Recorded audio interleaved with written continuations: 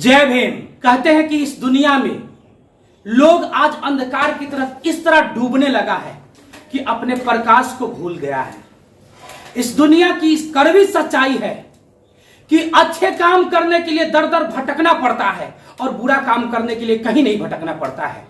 दूध बेचने के लिए गली गली जाना पड़ता है, पर दारू और तारी बेचने के लिए आपको जंगल में जाकर ढूंढना पड़ता है। आप सोच सकते हैं कि अच्छे काम के लिए आपको दर दर भटकना पड़ता है, आपको लोग सताते हैं, तरपाते हैं। ठीक उसी प्रकार एक समाज की सबसे घटिया बुराई आपको हम बताने जा रहे हैं। जो समाज की सबसे घटिया बुराई क्या है उसको जानकर हर कोई शर्मा जाएगा। आप एक गाना भी सुने होंगे, कभी प्यासे को पानी पिलाया नहीं, बाद अमृत पिलाने से क्या फायदा, कभी गिरते हुए को उठाया नहीं, बाद आंसू बहाने से क्या फायदा।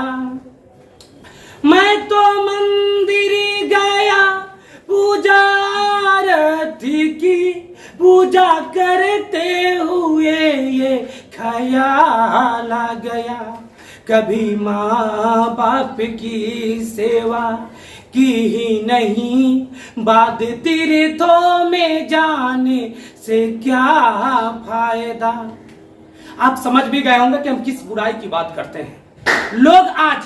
लोग आज अपने अस्तित्व को भूल जाते हैं। लोग आज अपने अस्तित्व को भूल जाते हैं और बड़े पदाधिकारी, बड़े अधिकारी होने पर अपने माता पिता को छोड़ देते हैं। उसी काल कोठरी में मरने के लिए, घुटने के लिए। आप सोच सकते हैं, यह दुनिया ऐसी दुनिया है जिस दुनिया में जन्म देने वाली माँ की कोई कदर नहीं है। यह दुनिया ऐसी दुनिया है जिस दुनिया में पिता फर्ज देते हैं, पिता का कोई कदर नहीं है। आजकल के समय में, अभी वर्तमान समय में देखने को मिलता है कि बेटा जवान हो जाता है, जवान होने के बाद में बाप को वह बेटा समझने लगता है, इस तरह डांटता है, इस तरह फटकारता है, इस तरह उसको बोलता है। इतना गंदी प्रथा चल रहा है। मैं कहता हूं कि तुम पत्थर पूजो, देव पूजो, कुछ भी पूजो, लेकिन एक बात याद रख लेना, इस दुनिया के जीते जागते अगर भगवान है तो वह माता पिता होते हैं। अगर उनकी आंखों में आपके कारण से आंसू आता है, अगर वो आपके कारण से रोते हैं, तड़पते हैं, तो याद रखिएगा यह दुनिया का सबसे बड़ा पाप होता है और इस पाप को आप कर रहे हैं। अगर कर रहे हैं तो इस पाप को छोड़ दीजिए। आप याद रखिए, आपकी शादी होता है और जब शादी होता है ना किसी बच्चे का, तो माँ और पिता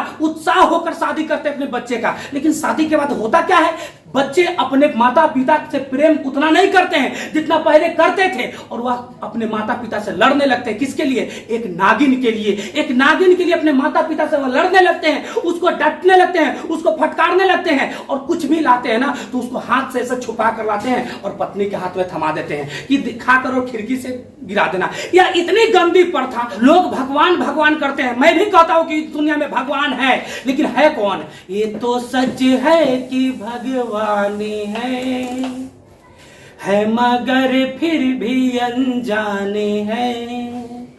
धरती पे रूप माँ बाप का उस विधाता की पहचान है। ये तो सच है कि भगवान है मगर फिर भी अनजाने हैं। धरती पे रूप माँ बाप का उस विधाता की पहचान है। हम इसको क्यों भूल जाते हैं?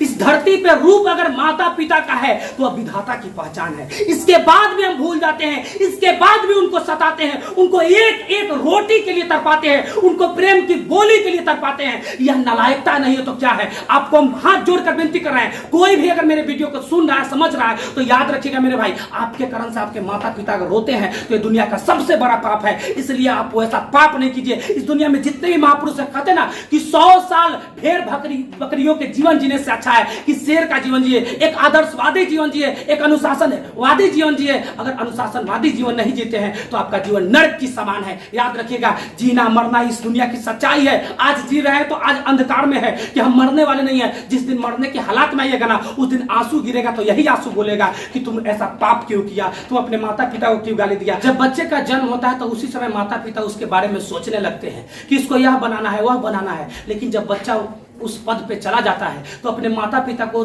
पहचानने तक इनकार कर देता है। आप सोच सकते हैं, अपने बीवी बच्चा के साथ में वो कहीं दूर बस जाता है और अपने पिता को मरने के लिए उसी काल कोठरी में छोड़ देता है। यह क्या सही बात है? यह कहीं से सही बात नहीं है। आप सोच सकते हैं कि अधिकांश बेटा जो है ना इस जमाने में, इस परिस्थिति में अपने माता पिता को सता रहे हैं, तरपा रहे हैं। याद रखिएगा, दुनिया में अगर आपको प्रेम चाहिए, मोहब्बत चाहिए, सच्चाई चाहिए, शांति चाहिए, तो अपने माता पिता और पूरे परिवार को आपको खुश करके चलना होगा। अगर आप पूरे परिवार को खुश नहीं करते तो आप दुनिया में सबसे नालायक पुत्र है, सबसे नालायक पुत्र है। इसलिए मैं आपसे हाथ जोड़कर विनती करता हूं कि आपको अगर अच्छा आदर्शवादी पुत्र बनना है तो आपको अपने माता पिता के आज्ञाओं का पालन करना ही होगा। जय हिंद, जय भारत की संविधान, जय भारत की मूल निवासी।